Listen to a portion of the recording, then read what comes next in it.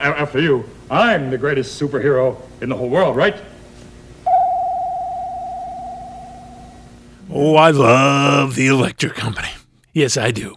All right, buckle up for a fun and nostalgic trip back to the 70s, a time when disco ruled, bell bottoms were in, and Spider-Man swung his way onto one of our most unexpected stages, the Electric Company. Oh yeah, you heard that right. Our friendly neighborhood wall crawler wasn't just battling Doc Ock and Green Goblin, he was also helping kids learn to read. Let's dive into how this bizarre yet brilliant partnership came to be. I can explain. Paul here. I'm an actor and former radio host. Okay, now before we get into Spider-Man's cameo, let's talk about the Electric Company itself. Yeah, this wasn't your average Saturday morning cartoon, oh no. It was an educational children's TV show produced by the Children's Television Workshop, which is now Sesame Workshop. The same geniuses behind Sesame Street. All right, it aired from 71 to 77. It aimed to teach kids literacy skills through comedy sketches, music, and quirky characters. Imagine a mix of funky vibes and wholesome lessons, delivered by an all-star cast that included Morgan Freeman as Easy Reader. And remember Rita Moreno shouting, "Hey, you guys!" The show had a unique approach. It treated its audience like they were smart enough to handle complex humor and storytelling, unlike other kids' shows where actors stayed in character all the time. I'm looking at you, Captain Kangaroo. Anyway, the Electric Company made sure viewers knew that these were actors playing roles, a subtle nod of respect to their young audience. Now let's talk about the real star of my story here, Spider-Man.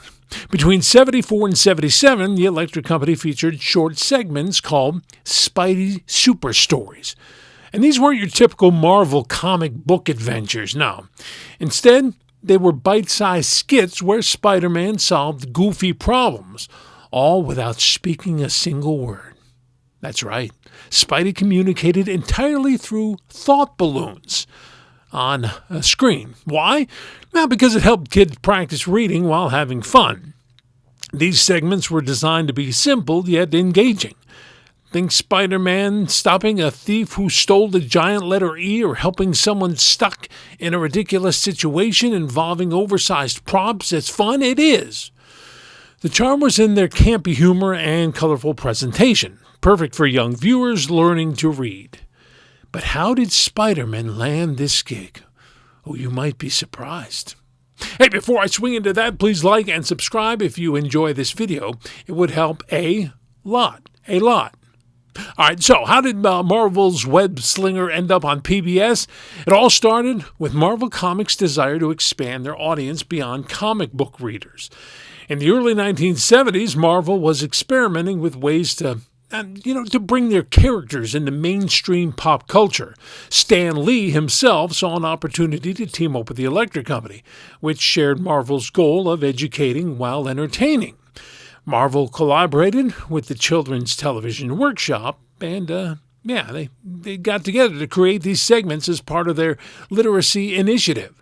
The partnership was a win-win. Marvel got exposure to millions of kids, while the Electric Company, they gained an instantly recognizable superhero to boost their engagement, and they didn't have to pay royalty or copyright things. They gave it to them for free.